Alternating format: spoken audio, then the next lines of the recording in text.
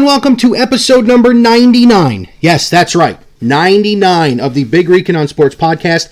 I am your host, I am the Big Rican, and today is Sunday, January the 10th, 2021, and we are now just over 24 hours.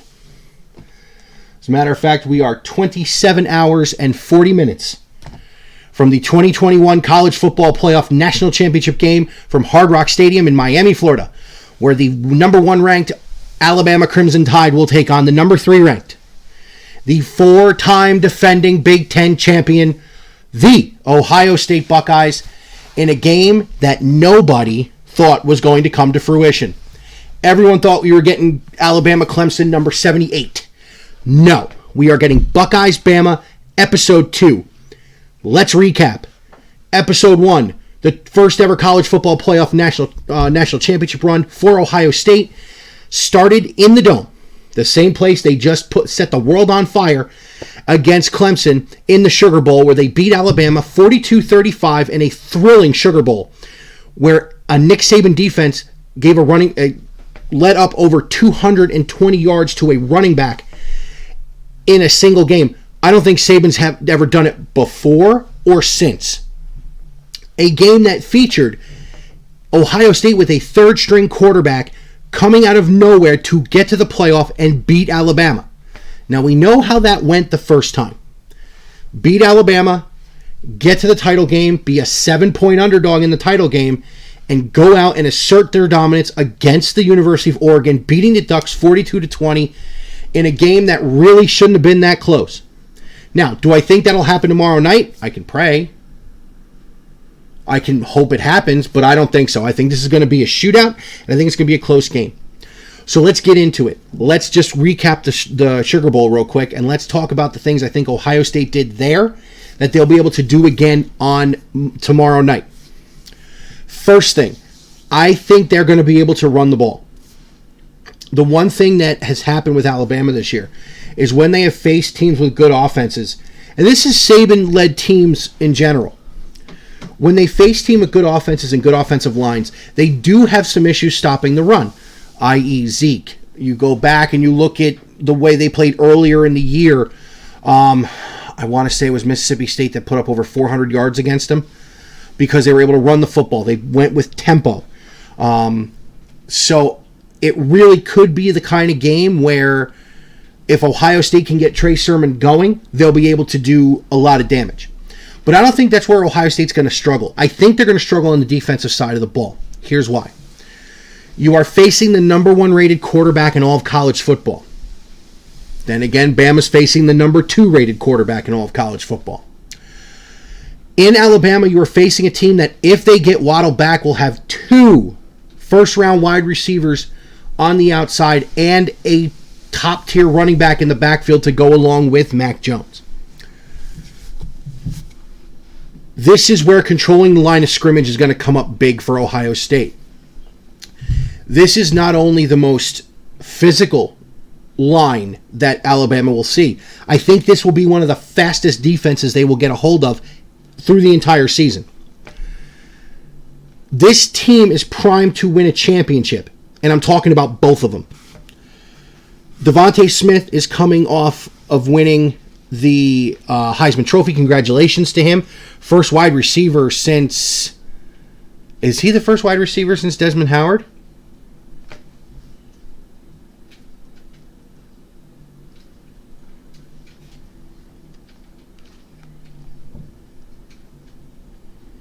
Yeah, in 29 years since Desmond Howard. He had a phenomenal season. But there are too many similarities to that first game in the Sugar Bowl. Heisman finalist wide receiver, Devontae Smith, Amari Cooper. Accurate, well-rated quarterback, Blake Sims, Mac Jones. Mac Jones a lot better. Good running back, TJ Yeldon, Derrick Henry, Najee Harris. Listen, this is going to be a tough game. That's a good offensive line on the interior especially. Clemson was a little weak on the interior, but they were good on the tackles, trying to protect Trevor Lawrence. Alabama is stout in the middle in their line. So Tommy Togiai and Haskell Garrett are going to have to get pressure up the middle. If they can do that, that'll get Najee Harris out on the outside, where your linebackers who are playing better and your ends who are very fast will be able to keep him hopefully pretty well entrenched. I'm a little nervous for Shaun Wade on Devontae Smith one-on-one. I'm a little nervous if Waddle plays, what Sevyn Banks is going to do. But I think Kerry Coombs has had this really, 10 days to get ready for this team, to get ready to play a defense where you could have two, again, top-ranked wide receivers on the outside that you have to contain. So what's going to be the key to the Ohio State defense winning the battle? Well, you got to win up front. You have to be able to impose your will like you did against Clemson the game before. You have to get pressure in Mac Jones' face. He's not hit a lot. That's how good his line has been. If you can hit him, you can rattle him, and now we're talking. Get them off their rhythm. You got to check the receivers at the line. You got to be physical, and you got to play with your hands. This playing off and bailing out that Shaun Wade did even in the Sugar Bowl can't happen again. You've got to play in their face, because that's when the defense started to take over against Clemson. So let's go to the other side of the football. Let's go to the offensive side of the ball, where Ohio State and Alabama, literally, Bama's averaging 44.8 points a game, Ohio State 43.6. This is going to be a shootout. Justin Fields says he's going to be ready to go after that epic performance in the Sugar Bowl. 6 touchdowns and just as many incompletions as touchdowns. 385 yards through the air. Coming off the injury on the... it wasn't a dirty hit, because he was just trying to make a hit. But it was targeting, and it did get called, and it should have been called. Coming off that hit, we got to see how Fields is able to play. Now, in the second half, he threw and after the injury, really, he threw the ball better than he did before it. He wasn't running anymore, though. Let's see how much that's going to be impacted by this. So the biggest name that Ohio State's going to have to lean on is not Justin Fields. It's not Chris Olave. It's not Garrett Wilson. And it's not either of the two-headed monster at tight end that they showed in Ruckert and Farrell in the national semifinal. The big man's going to have to be Trey Sermon again. Ohio State's going to have to run the ball. You've got to play keep away, and you've got to win the battle up front in order to beat a team like Alabama. That's how they beat them 6 years ago. They won the line of scrimmage, and Zeke ran nuts. There were 2 passing touchdowns by Ohio State in that game. One was by Cardell Jones. The other was by Evan Spencer. So a wide receiver and a quarterback each threw a touchdown pass in that game. Zeke had the one, he had the short run, then he had the long run, because the other touchdown they scored was Steve Miller, the defensive end, who dropped into coverage and picked off a pass that was intended for Amari Cooper. So this is going to be, I think this is going to be the best championship game since the first Alabama-Clemson one, where Bama pulled it out, the first 2, since Bama pulled the first one out late, and then Clemson won it on the final play of the game the next year. Here's my opinion on this, and then I want to get into one other piece of information that delves into Ohio State. If Ohio State wins this game, and they win their second college football playoff national championship in the playoff era, if Ohio State wins this game and they win their 9th national championship in general, you're going to have to start talking about Ryan Day not being here much longer.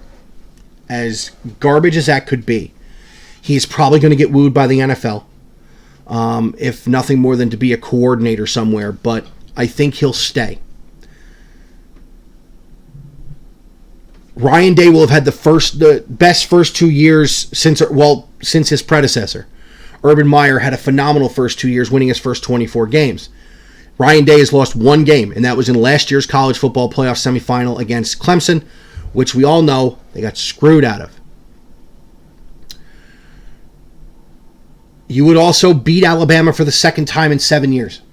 Or 6 years, excuse me. All right.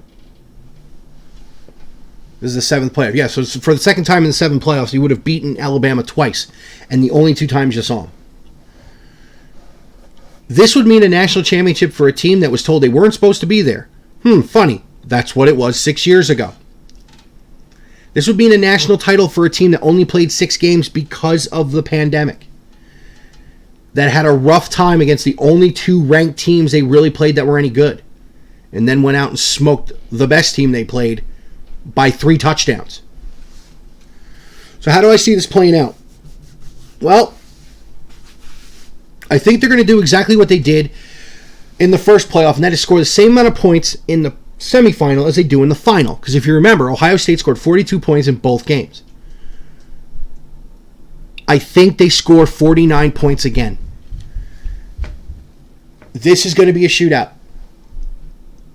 But if I'm putting a number on it, Ohio State 49, Alabama 42. And for the second time in the last 7 years, and in only his second year as head coach, Ohio State will win a national championship and hoist the gold football trophy high above their heads at Hard Rock Stadium in Miami. Of course, last time it was in Dallas. And my birthday's the 21st, and I'll get new gear. So, as I said, if anybody listens to every episode, I just said at the end of the Browns episode, this is what's going on. So this is episode 99. Thursday night, January the 21st. I'm taking this week off. Thursday night, January the 21st, 8:30 p.m. on Facebook Live, YouTube, and on Periscope on Twitter will be the Big Rican 100th episode where I get into the hottest debate in sports media today, and that is, who is the GOAT, MJ or LeBron? Or do I think it's someone else? This episode is going to be stat heavy. I have already told, when I put it on Twitter again, I will tell everybody, this is going to be, I want it to be as interactive as possible. So 8:30, it's going to go on, probably, it'll be longer than an hour, I would think, with all the stuff I have to get to, and hopefully all the interaction I'll have. And then once that's done, I'll get back into a regular programming setup. So as always, Big Rican can be found Facebook, Big Rican on Sports, YouTube, Big Rican on Sports, on Twitter, at Big Rican on Sport. I didn't say it before the last one, but I'll say it this one, as a proud member of the TimeSkew Podcast Network at timeskew.com. Breaker, Anchor, Spotify, Google, Pocket Casts, and Radio Public, where you can get all the audio. Obviously, the videos here on YouTube. Have a great night. Go Browns tonight. Go Bucks tomorrow. Let's bring home 2 wins for the great state of Ohio. Have a good one, everybody. I'll see you on the 21st. OH!